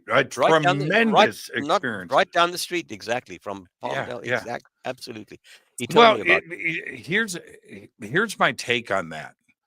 Well, I've got 100 takes, but the problem that we have, it's going to take a long time to get past, is this. Control by whoever, which goes back at least 5,000 years, probably before that, is the invention of the lie. Right? And so once the lie was created to keep order, okay, All right. Yeah. You need to have sex. You need to have babies. We need to survive. We need to eat. We need to do that. And the lie was created to make sure that people didn't eat bad food or drink bad water or do that, whatever it may be, whatever it is, right? Yeah. And so the lie became a method of operation, and all the way through to today. Yeah. So they can't stop lying. And when it comes to something like that, control. So are they giving up control by telling the truth about extraterrestrials? They're so, Yeah. you know what I mean? It's such I know. a Yeah. There's and it's very noisy and very messy and all of that. It's there's a lot of complex stuff going on with all of that. But let's just get on with it and get the story out. They're here. Can humanity handle it? Well, I can, you can, and I'm sure all your viewers and your listeners can. Okay. That's easy. Yeah. I mean, I don't know That's what's low-hanging fruit, but what about the rest of the world? I don't think I think people are so involved in their own lives that if people were said, listen, in the norm now, of course, if you tell anybody, UFOs, extraterrestrials, they roll their eyes and they walk out the room or they think you're crazy. That's okay. I don't care about that. But if it's been proven and shown to be so, I'm quite sure people can handle that. Why shouldn't they? If you're a mature individual, why should you not be able to handle the truth? Here is it will defy a lot of what your church has told you, or your mosque or your synagogue or your temple or whatever. It'll defy all of that, and it'll defy a lot of what the politicians have been telling you, and a lot of it about what your leaders have been telling you. But I think that people can handle it. 5 o'clock. It's 5 p.m. in Los Angeles. And you're at the 405 and the 101 coming down the Sepulveda Pass. The biggest nightmare in the world, right? The worst intersection on the planet. Yeah. On the planet, right? Okay. Yeah. So, and a flying saucer comes down and lands on the 405 North going into Sherman Oaks, right? Yes. And blocks traffic. Yeah. Okay. So you've got KTLA, KCAL. Right? Yeah. Their helicopters overhead. It's going to make the news. People are going to live stream for about 15 minutes. Yes. And then after that, they get on with their lives. Car horns. Get that thing off the freeway. Where are the tow trucks? Exactly right. Yes. Or summon the National Guard and shoot it out of existence. Yeah. I mean, that's all those great sci-fi movies from the 50s and the 60s. A UFO lands on the White House lawn. The first thing they do, you call out the army and you blast it to pieces. That's what they did. And we still have that mentality. It's a strange story. I'm going to give you the short version of it. I had a relative pass away, and I had to go to the care facility where he was. He had died in bed, right? Yeah. So they let me in the room, and so I call the police. I don't know what to do, and they tell me, stay there. The police are coming by. I said, okay, what do you mean? Where was this? In a house? This is at a retirement home. Oh, okay. On Sherman Way. Okay. All right. So anyway, I said, what do you mean stay here? Yes. It's the law. Once you are in the presence of a body, you can't leave it. I said, really? What kind of, okay, all right. So I'm sitting there. Yeah. With your dead relative. Yeah. It was anyway. So the police show up. Yeah. And now we've got to wait for the coroner and the funeral home, right? Somebody to come by and pick up the money. Mm-hmm. So I'm sitting there with the cop and young guy, and the lieutenant that was with us, he had already bailed, right? So I'm stuck with the young guy and myself. And I said, hey, man, ever see a UFO? Oh, just out of the blue, you just asked. Yeah. Well, he knew what I did. He knew what I did by then. Okay. Yeah. Anyway, so he goes, no. I said, okay, well, let me ask you this. In training, Did you get anything for what to do if there's a sighting or a flying saucer lands on the street outside? He goes, "What? Yeah, No." no, of course not. I said, "What would you do?" And he goes, "I don't know, I'd call you." I don't. There's nothing. I don't know. No, I don't know. they have no. Yeah. We Isn't have that nothing. bizarre? We have nothing in place. I mean, I think that this new unit or whatever it is under the auspices of the Navy that's been set up, where at least if you have a sighting, you now have a place that you can go to do your report. Prior to that, there was nowhere to go.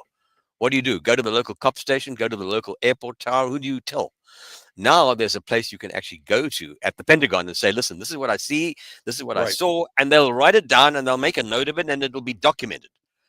Unlike before, there was nowhere you could go because they would just think you're crazy. So yeah, I mean, I of didn't course. push him on it either. I didn't push him. Mm, I believed him. yeah. I did. I absolutely. I didn't question it. I didn't ask why or anything. No. It's just the way that it.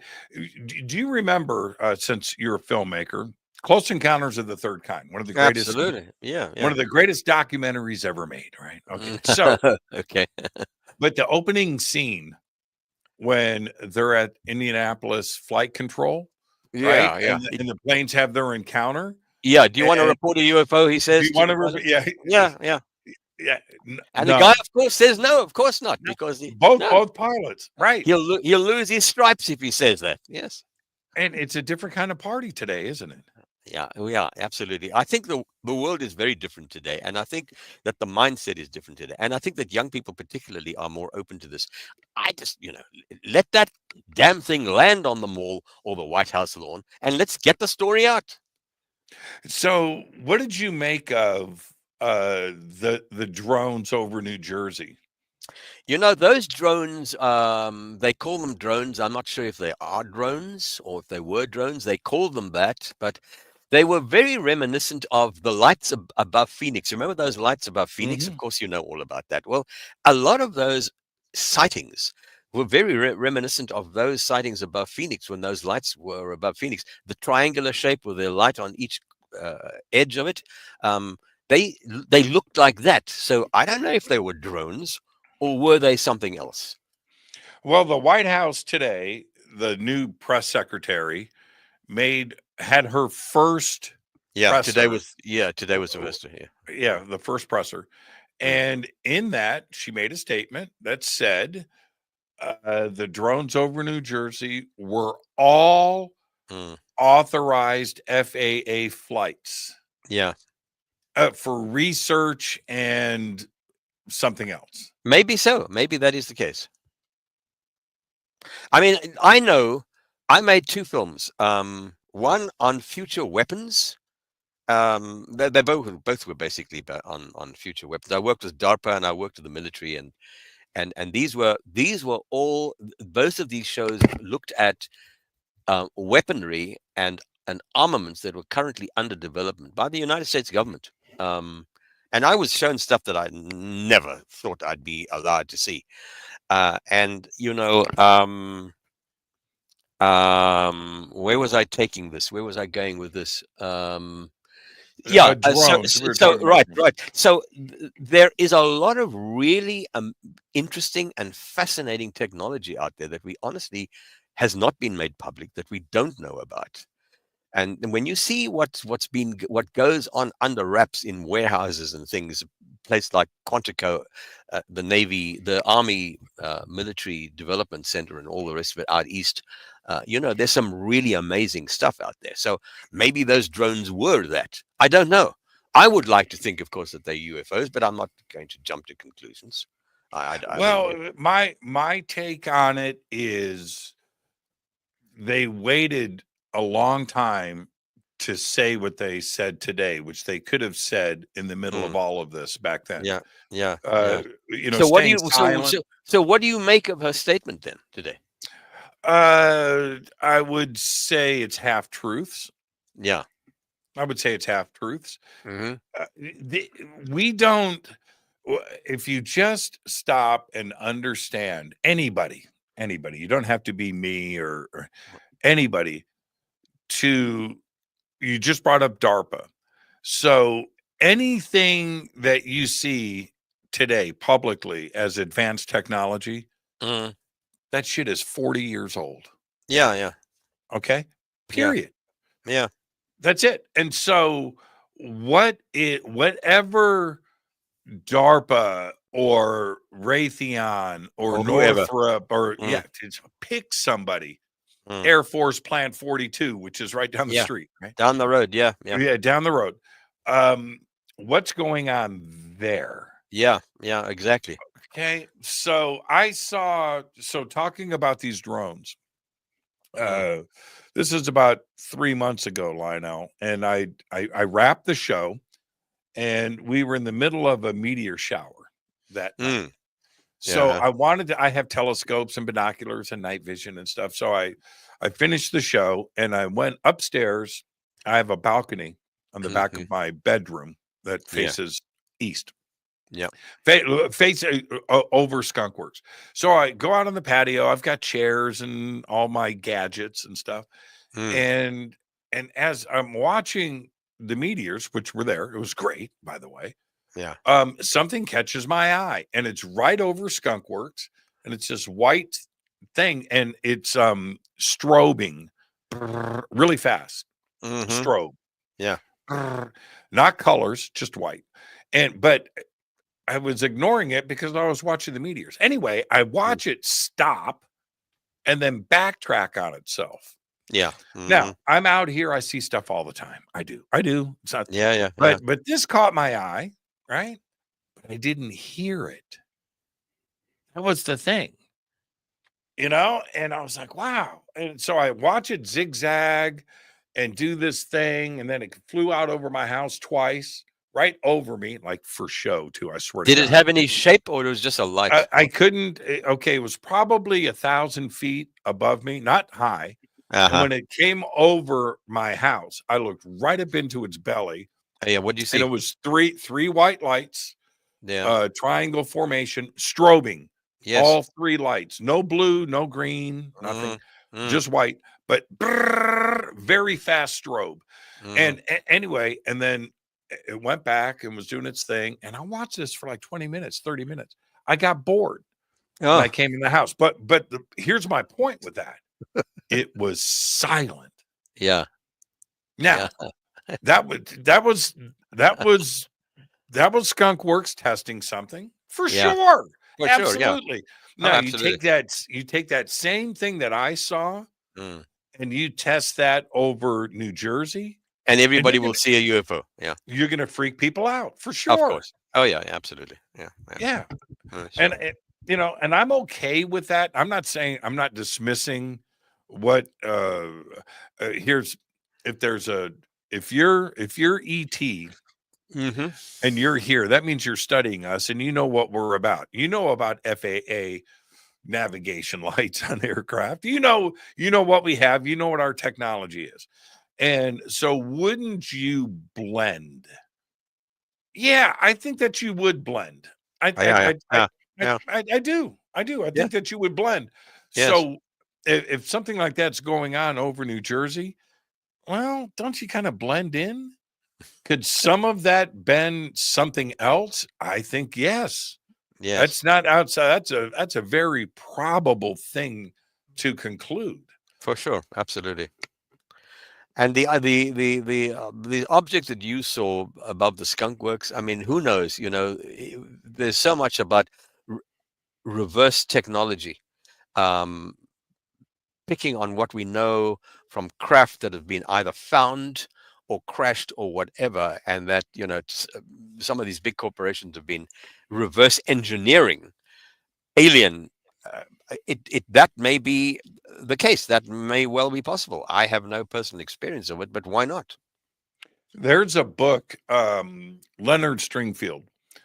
I'm gonna say 1975. I think it's called Red Alert. Okay. Great book. He was a great researcher. But at the same time, same 1975, J. Allen Hynek wrote his book, The Report on Project Blue Book.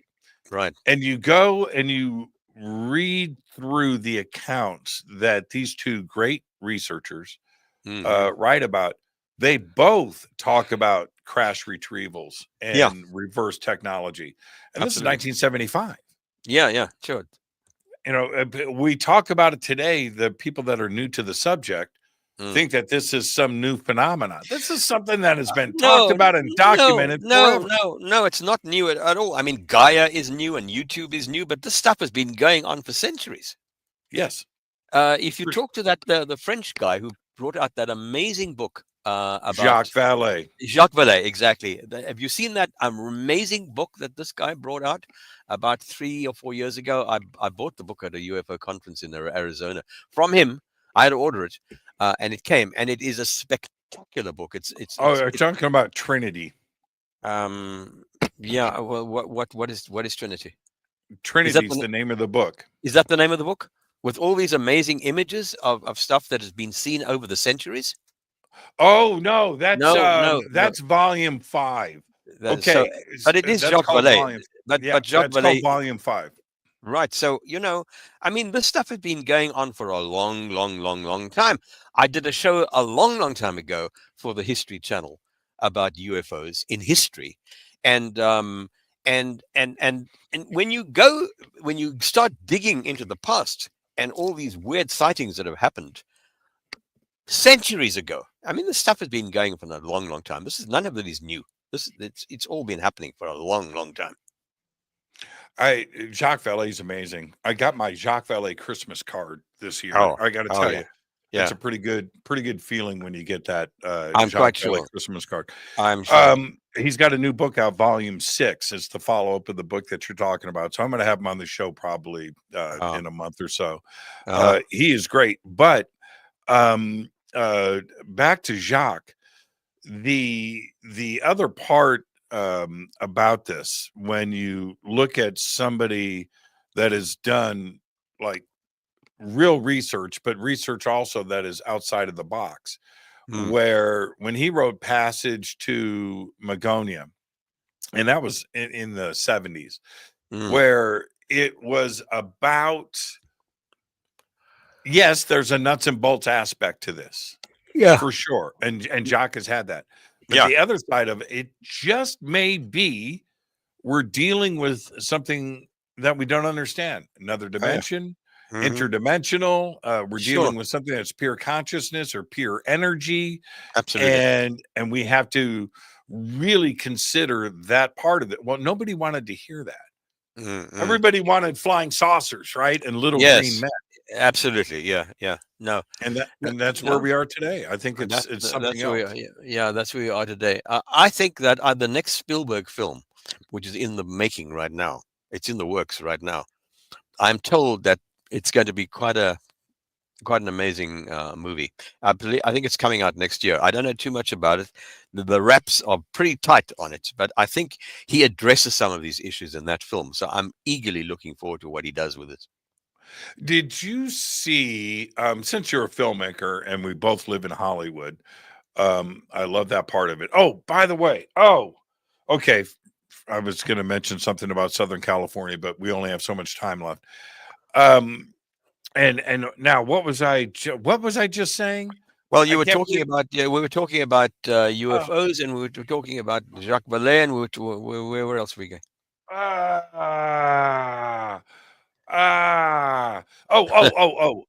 Arrival.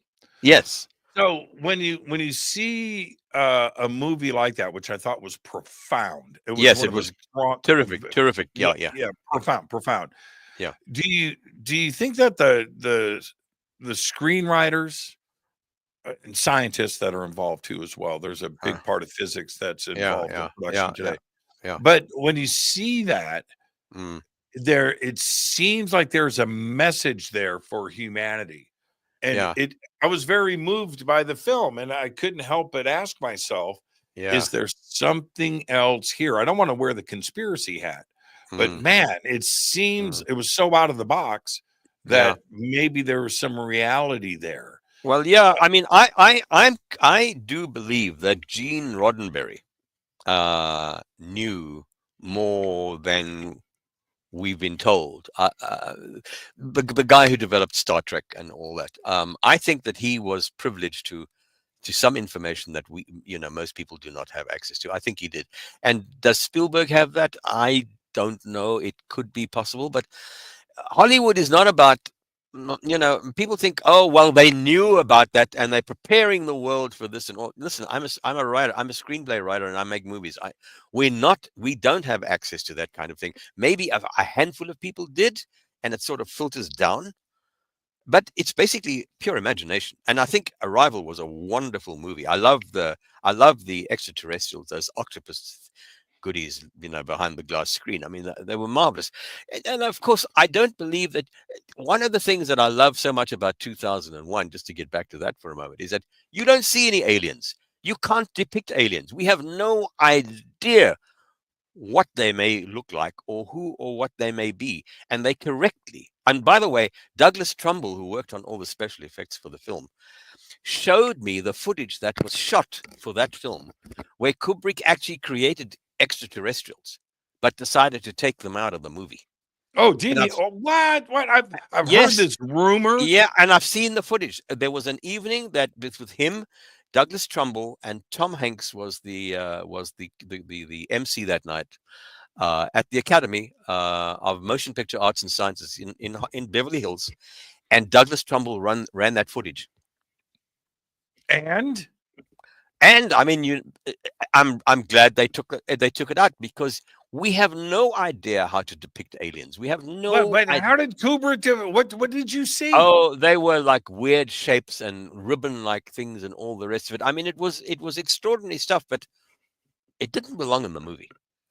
The human imagination is far more potent and powerful and scary than monsters. Yeah, that's probably true. Yeah, leave it to the imagination.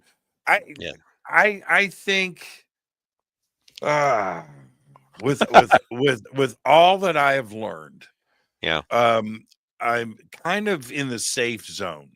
And the safe zone is this. I think that chemistry and particles only combine so many ways throughout the universe. There aren't undiscovered things. There may be a couple, but basically, right, the elements are the elements. The atomic, that's it. That's it.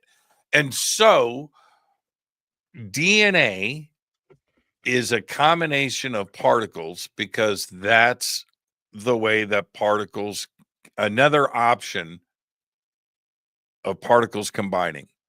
And that combination is the same throughout the universe.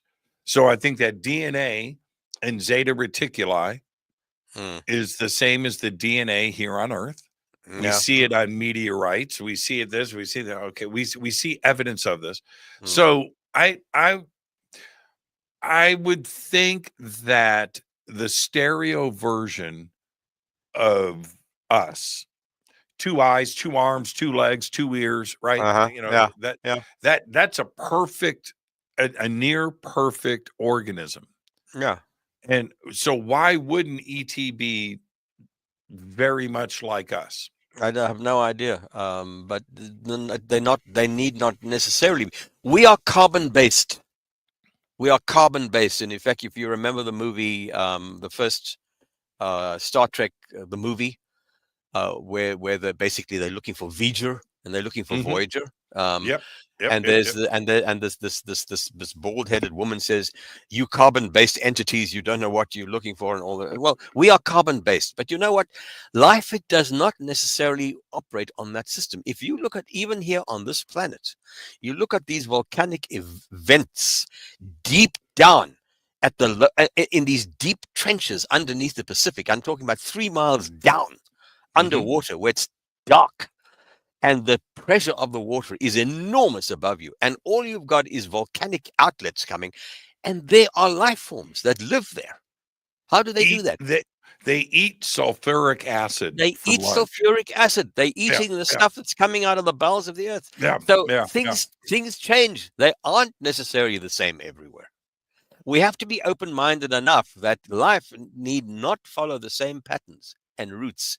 And I shouldn't say I watched. I took a course on this, and 30 courses, hour each.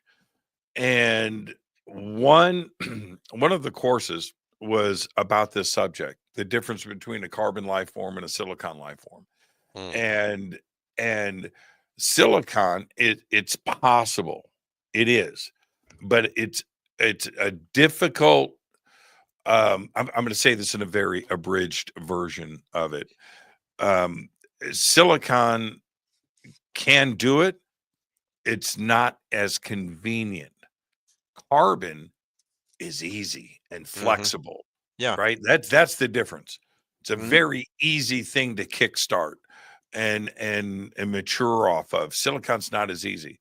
So, but that doesn't mean, right? It doesn't. It does. Well, so let's say if there was a silicon life form here on Earth, Mm. would its DNA be? Yeah, I would say the DNA is still the same. I don't. I wouldn't know. I mean, my thought is that there's been so much stuff out there about some of the craft that have been found that the belief has been that the occupants of some of these craft are actually part of the structure of the craft itself, so that biology and technology blends. Um, there's a unification there. Somehow or another, there's a combo. They get together. They can actually be of the same substance, and so that the machine becomes an extension of the biological entity. We want that so bad. We want, I would bet money DARPA's got that dialed right now. maybe they could well be. The country, the institution that develops the software to do the interpolation Yeah. between our brain and computers Yes. wins. Yes. That's the Probably. Yeah. winner. That's the Mm, winner. That's the mm, winner. Plug in your mind, your mm. dreams, your thoughts, control the biological Yeah. to hardware Well, interface. whether you like him or not, Musk is toying He's around with trying. with that right now. Yeah. Yeah, he's trying. He's trying. Michio Kaku on this show said, and I don't know if this, but he said it. He said they've already uploaded and downloaded consciousness at DARPA. Hmm. And I was like, wow, really? Yeah, but are we referring to consciousness or memory? Because they are very different Well, things. even sure. What he said was dreams.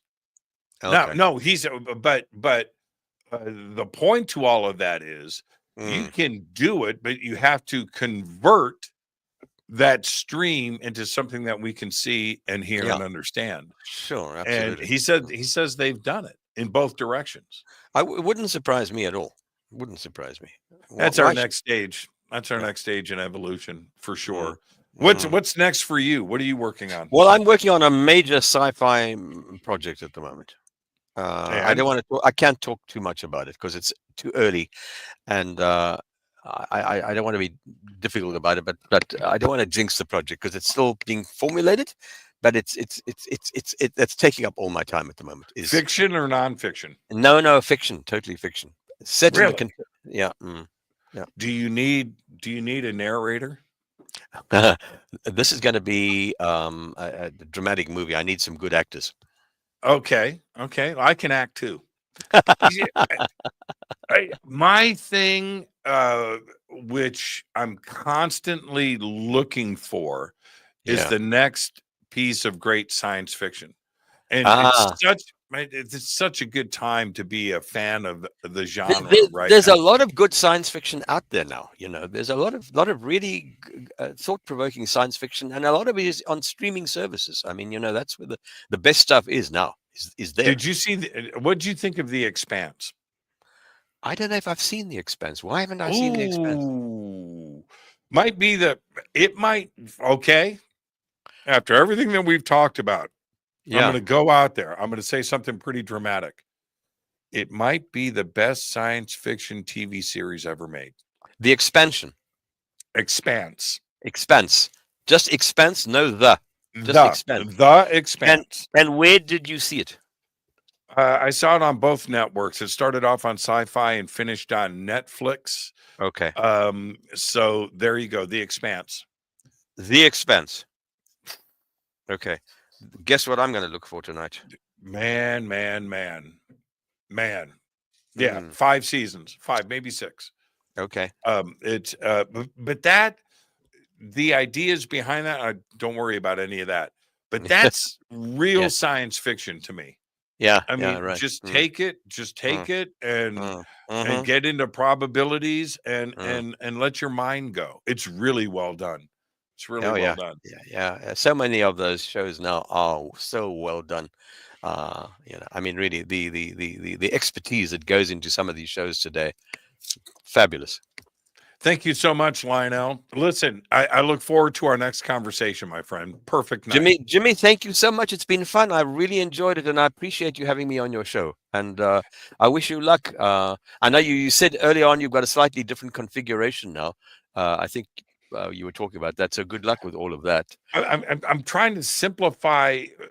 This studio has been evolving for 15 years, 17 years. Yeah. So, it's expanded. It got, and so I just decided to reverse the process, to eliminate some things, still have the same power behind it, but I just wanted to simplify things. And but to do that, you have to rip the Band-Aid off. Oh yeah, it's a lot of work. And so you know what, I did it, and I'm happy for it. You've got to come out here to Palmdale. We're neighbors. Come on out here. We'll watch some ships over Skunk Works. Absolutely. And I'll take you on a tour. I would love that, but I might see you earlier than that at the Whole Life Expo. Conscious Life Expo. Conscious Life, yeah.